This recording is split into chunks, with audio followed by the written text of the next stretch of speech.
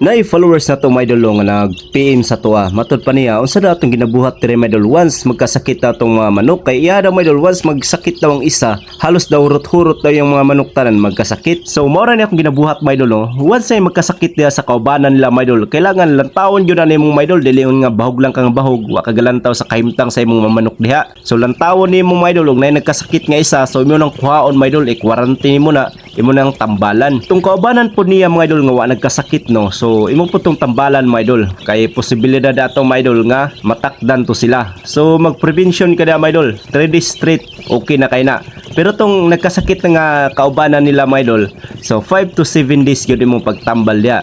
So mangutana ra mo dito sa mga Agribit Supply daghay mga klase-klaseng tambal dia nga epektibo mga idol. Kani pong paotro-otro ang panahon mga idol no. Kanang perting inita ng buntag inig kahapon kalitrag ulan. So kana mga idol, sure ball kayong sakit sa tong mga manok ana ug mga piso. So imong buhaton diha mga idol, no? Advance ka mohatag og tambal ya nila mga idol. So mo nang gitawag mga idol nga prevention is better than cure. So mara mga idol no.